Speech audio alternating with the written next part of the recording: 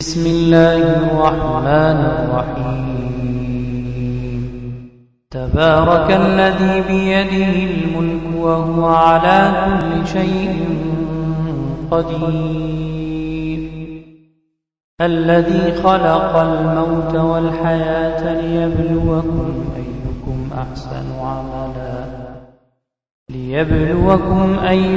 أحسن عملا وهو العزيز الغفور۔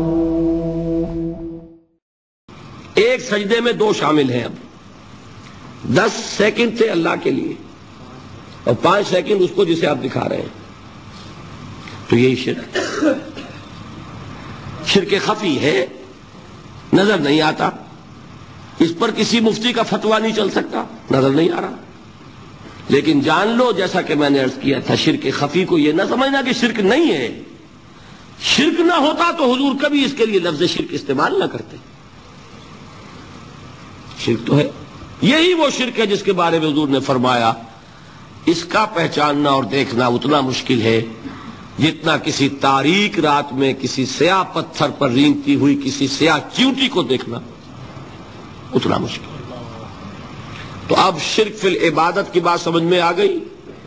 شرک فی العبادت کا ایک جز کیا ہے؟ شرک فی الاطاعت، لا طاعت لمخلوق فی معصیت الخالق، جس کی اطاعت بھی اللہ کی اطاعت سے آزاد ہو کر لی گئی وہی معبود ہے۔ شرک فی المحبت، توحید فی المحبت کیا ہے؟ کہ اللہ کی محبت تمام محبتوں سے بالا ہو، جس کی محبت بھی اللہ کی محبت کے برابر ہو گئی یا اوپر ہو گئی وہ شرک ہے، وہ معبود ہے۔ وہ زر ہو، وہ وطن ہو، کچھ بھی ہو، وطن پرستی، زر پرستی، سب پرستش شرک ہے۔ نمبر 3، دعا صرف اللہ سے ہے، جس سے بھی پکاریں گے شرک ہو جائے گا۔ سجدہ نظر صرف اللہ کے لیے ہے، جس کے لیے بھی کریں گے شرک ہو جائے گا۔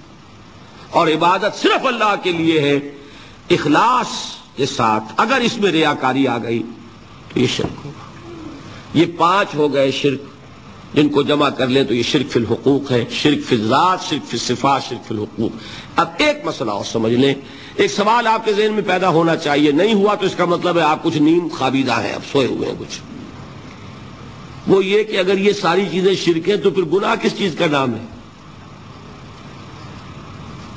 رشوت لی شرک، کیونکہ حرام شے مال محبوب تر ہے، اللہ سے شرک ہو گیا۔ ایک نماز چھوڑ دی شرک، اس لیے کہ لفظ کا حکم مانا اللہ کا نہیں مانا، شرک ہو گیا۔ تو بھائی پھر وہ گناہ کون سے جو اللہ نے کہا میں بخش دوں گا؟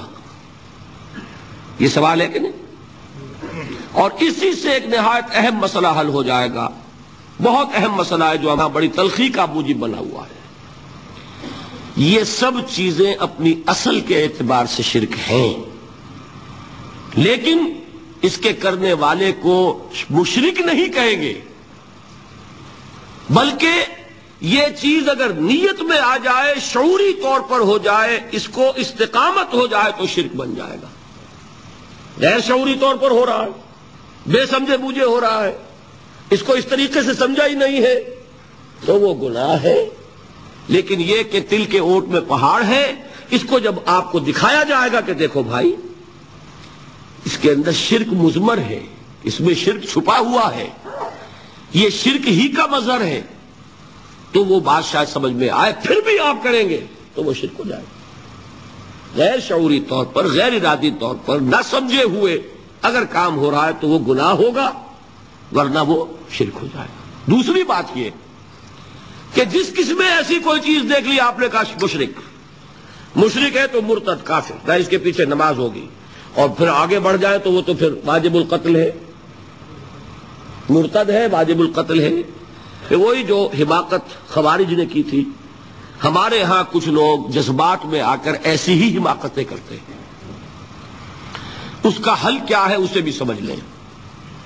دیکھیے جو بچہ الف بیتے پڑھ رہا ہے اسے بھی آپ کہتے ہیں طالب علم، ٹھیک، علم حاصل کر رہا ہے۔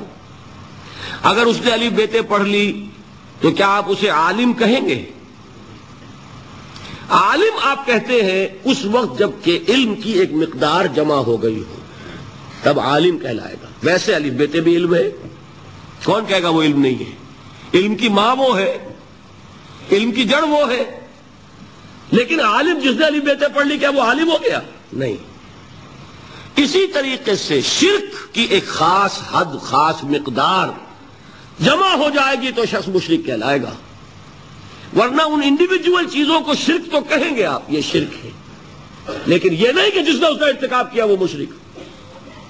یہ ہے ہمارے ہاں کہ جو لوگ ایک دوسرے پر فتوے بازی میں بہت جلدی کر جاتے ہیں، چونکہ وہ یہ کر رہا ہے لہذا وہ مشرک کے پیچھے نماز نہیں ہوگی، اب وہ مسجدیں علیحدہ، اور ایک جو ہے اصلاح کا دروازہ بند، اس لیے کہ تفریق ہو گئی مستقل۔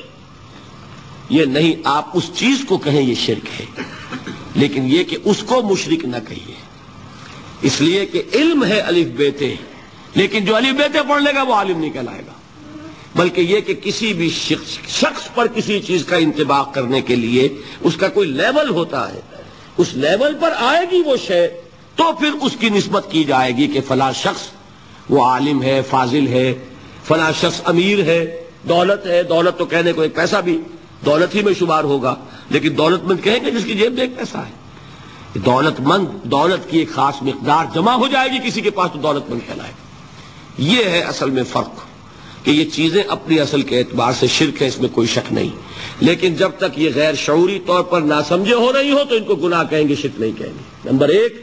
نمبر دو یہ کہ ان چیزوں کو آپ سمجھائیں کہ بھائی یہ شرک ہے، لیکن اگر کوئی لوگ ناسمجھی میں اپنے مغالطے میں اگر ان کا ارتکاب کر رہے ہیں، ان کو مشرک کہہ کر اور ان سے علیحدگی اور تعلق منقطع اور یہ سارا جو ہے رشتے وہ ختم، یہ معاملہ ہے جس نے ہمارے ہاں نہایت تلخی گھول دی ہے دینی حلقوں کے مابین، جس سے کہ اصلاح کے دروازے بند ہوتے چلے جاتے ہیں، زدم زدہ آ جاتی ہے، پھر تعصب اور عصبیت آ جاتی ہے۔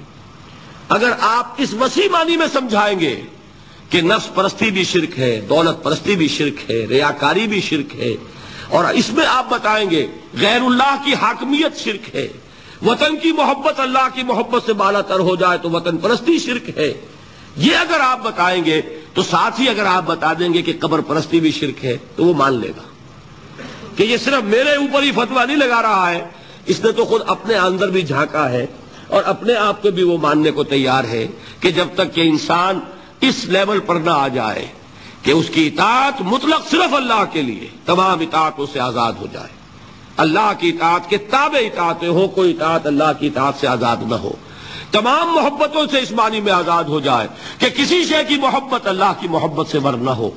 اگر یہ معیار سامنے رکھیں گے تو آدمی آپ کی بات سنے گا، اس کے دل میں بات اترے گی، لیکن اگر چند مسائل جو بعض گروہوں کے درمیان وہ نزاع کا اور مناظرے بازی کا ایک موضوع بن گئے ہیں، اگر اسی کے اوپر ہیمر کریں گے تو اس میں ضد پیدا ہوگی، تعصب پیدا ہوگا، نتیجہ کوئی نہیں نکلے گا۔ اس کو سامنے رکھیے۔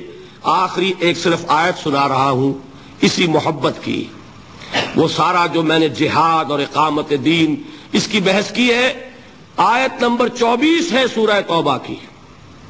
قل، اے نبی ان سے کہہ دیجئے، ان کان آباؤکم و ابناؤکم و اخوانکم و ازواجکم و عشیرتکم و اموال اقترفتموها و تجارت تخشون کسادها و مساکن ترضونها احب الیکم من اللہ ورسولہ و جہاد فی سبیلہ فتربصوا حتی یاتی اللہ بامرہ واللہ لا یہدی القوم الفاسقین۔ اے نبی ان سے کہہ دیجئے کہ لوگوں، اگر تمہیں اپنے باپ، اپنے بیٹے، اپنے بھائی، اپنی بیویاں، اپنے رشتہ دار، اپنے وہ مال جو تم نے کمائے ہیں محنت سے، اپنے وہ کاروبار جو جن کا کہ کساد کا تمہیں اندیشہ رہتا ہے، اپنی وہ بلڈنگیں جو بڑے ارمانوں سے بنائی ہیں، اگر یہ محبوب تر ہیں اللہ سے، اس کے رسول سے اور اللہ کی راہ میں جہاد سے، فتربصوا، جاؤ دفع ہو جاؤ، انتظار کرو وہاں بیٹھ کر، حتی یاتی اللہ بامرہ، یہاں تک کہ اللہ اپنا فیصلہ سنا دے، اور اللہ ایسے فاسقوں کو ہدایت نہیں دیتا۔ اس کو سامنے رکھیے۔